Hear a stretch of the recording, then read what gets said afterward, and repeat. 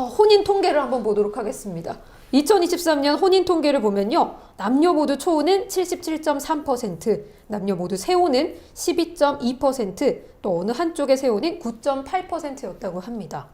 그러니까 세혼 커플이 전체 22%였는데요. 5쌍 중 1쌍 이상이 세혼 커플입니다. 그만큼 세혼이 많은 것 같은데 커플 단내에서도 세혼 커플이 굉장히 많잖아요. 세혼 잘하려면 어떻게 해야 되나요? 자, 세혼을 잘하려면요. 결혼을 잘하려면 비법은 뭐 10가지, 100가지 있을 수가 있습니다. 네. 그러나 오늘 방송 시간이 있으니까 3가지 정도만 소개해 드릴게요. 네. 그 세혼이 됐을 때 그 세혼 시기가 참 중요한 것 같아요. 자, 많은 분들이 요즘 이혼하시거나 사별하시잖아요. 그러면 그 다음에 다음 상대를 만나는 게 필요한데 네. 어느 시점에 만날 거냐. 맞아요. 그 혼자 있는 시간이 너무 오래 되면 오래 있으면 안 좋은 게 혼자 사는데 익숙해져 버리거든요.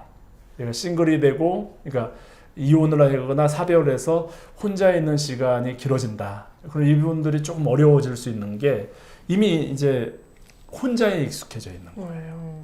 그런데 또 그러면 이제 싱글이 되셔가지고 자녀들 양육하고 뭐 여러 가지 그 어떤 경제적인 기반을 만드느라고 또 상대를 만날 생각을 엄두도 못 내는 분들이 또 많이 계셔요. 한 10년, 20년, 30년 혼자 계시는. 네. 이분들이 또 상대를 만나고 싶어 하는데 그 부분들은 또 어떻게 할 거냐? 라고 할 때 좀 오랜 동안 아까 싱글로 있었던 분은 좀 데이트를 먼저 하세요. 그리고 주말 부부도 괜찮아요. 네. 한 번에 갑자기 부부가 되려고 하지 마시고요. 조금씩 그 어떤 본인의 그 이성과 함께하는 시간을 늘리는 게 필요하죠. 그래서 그 싱글이 된 다음에 그 시기에 따라 달라질 수 있고요. 네. 네. 그 다음에 또 그 두 번째는 그거죠. 그 어떤 그러니까 배우자 비교인데요. 네. 비교를 하면 안 돼요. 그러니까 뭐 많은 남녀들이 좀 이혼이나 사별하신 분들이 참 그 전 배우자하고 비교를 해요. 그럴 것 같아요. 근데 비교군이 딱 한 번 있으니까 어쩔 수 없이. 전 배우자하고 비교를 하는데 이런 거죠. 전 배우자의 젊은 날의 연애 시절하고 비교를 하시는 거죠. 그건 좀 네. 그렇지 않아요? 이슬기 씨도 지금 결혼했는데 이제 혼자가 네. 되고 뭐 생활하다 보면 이성을 만난 경험이 없으니까 그 배우자 지금 그 전 배우자 만나는 게 한 분 내지 두 분이시죠. 그리고 그게 그 이제 모습이 전체예요. 그러면 상대의 연애 시절에 만났던 그 모습을 생각하고 네. 그 기준에서 상대를 보려고 하는 경향들이 있으시거든요. 그럼 눈이 너무 높은 것 같은데. 그리고 이제 나도 그 같이 이제 변했다는 것을 생각하지 못하는 게 네. 우리 이제 이런 이성 만남의 한 트렌드거든요. 그래서 전 배우자하고 비교를 안 하는 게 좋은데 또 안 할 수가 없어요. 그쵸. 바로 이 지점인데요. 네. 그리고 하나 더 설명드리면 우리 한국에만 있는 현상인데요. 네. 외국에는 미국이나 호주에는 이런 이제 분위기가 없는데 자녀를 양육하느냐 양육하지 않느냐가 참 중요해요. 한때는 결혼정보회사에서 자녀가 있으면 가입을 받지 못했던 적이 있었어요. 왜냐하면 소개가 안 돼요.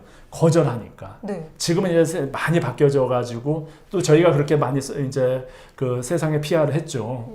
이제 좀 달라지셨는데 자녀가 있는 상대가 좋은 배우자일 확률이 높다.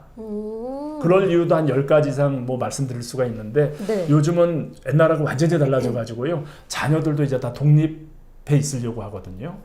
네, 그리고 뭐 여러 가지 생활 여건이 좋아졌어요. 그래서 자녀가 있느냐 없느냐 하는 문제는 배우자 만남에 큰 문제가 없다. 그런데 선입견이 있으세요. 자녀가 있으면 안 돼. 자녀가 있으면 뭔가 부담이 될 거야. 그거보다는 자녀를 키운 상대가 책임감도 있고 또 한국에서는 자녀를 양육한 상대가 책임감도 있고 그리고 상대에 대한 진정성, 재혼에 대한 진정성이 훨씬 클 수가 있다는 그런 거죠. 네. 네, 아직까지 세혼자 중에는 자녀가 있는 분들이 훨씬 더 많을 것 같기는 한데요. 이 자녀에 대한 생각을 바꾸시면은 만남 기회가 조금은 더 많아지지 않을까라는 생각이 듭니다. 자, 그렇다면 다음 질문도 한번 보도록 할게요.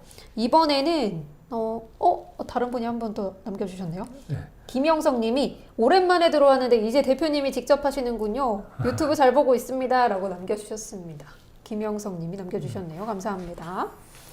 자, 그러면 질문으로 바로 다시 넘어가면은요. 이번에는 60대 초반 남자분이세요. 이분 자녀는 없다고 하시네요.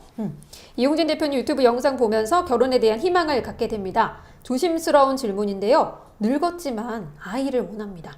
이런 저라도 만나려는 분들이 있을까요? 라고 남겨주셨습니다.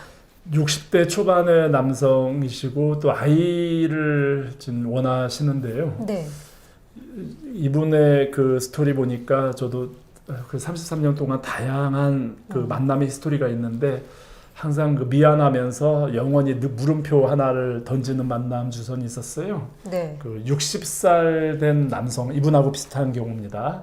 60살 된 남성이죠. 미국에 거주하세요. 아들이 한 친구가 있었는데 아들이 사고로 이제 하늘 나라로 이제 갔어요. 그래서 이 60세 그 남성은 조건이 이분처럼 자녀가 반드시 있어야 된다. 그러니까 자녀를 낳을 수 있는 여성이었으면 좋겠다. 였습니다. 그때는 저도 또 혈기가 좀 왕성해가지고 의욕을 가지고 한번 찾아보겠다 해서 한 2년여를 다 이제 찾고 해서 네. 그 30살 어린 네. 30살 여성을 이제 소개해가지고 결혼까지 했습니다. 그 과정은 참 많은 스토리가 있는데 그런데 그렇게 소개를 했는데 제가 과연 그 여성에게 잘했느냐 그 만남 주선이 옳은 것이냐에 대한 것은 아마 제 꿈에서도 좀 나타나듯이 그런 이제 그 뭐라고 할까 그 만남 주선의 과정이 생각이 나죠. 이게 잘한 거냐라는 생각이 있거든요. 이 남성분에게 말씀드리고 싶은데 좀 두 가지 중에 하나를 선택하셔야 되지 않을까. 결혼을 포기하던가 네. 아니면 그냥 배우자를 만나서 자녀 없이요 배우자를 만나서 그냥 본인만의 행복을 누리시던가. 왜냐하면 두 가지인데요. 확률은 희박합니다. 1만 명의 여성 중에 한 명이 있을까 말까 할 겁니다. 그리고 그 여성의 인생을 책임질 수 있겠냐는 얘기죠. 경제적인 보상할 수 있나요? 그 여성의 삶을 보상할 수 있나요? 그런 것들을 생각한다면 너무 그 늦은 나이에 그 자녀를 생각해가지고 배우자 만남을 갖는 것은 본인에게도 상대에게도 좋지 않다. 그런데 이런 말씀드리면 저희 마케팅상 도움은 안 돼요. 네. 왜냐 이분처럼 이런 상황에 자녀를 두기를 원하는 그 나이가 있는 노총각 아니면 나이가 있으신 이 남자분들이 많이 있으시거든요. 네. 그분들께 일단 본인의 반쪽 행복만이라도 추구하시라. 예. 그렇게 만난 여성을 책임질 수 있겠냐 이거죠. 행복을. 그 남성은 아이를 낳기 위해서 그 젊은 여성을 만나지만 그 여성은 어떻게 할 겁니까? 라고 생각하면 답이 나올 것 같아요. 맞습니다. 네, 진짜 현실적이고 객관적으로 답변을 해주신 것 같습니다.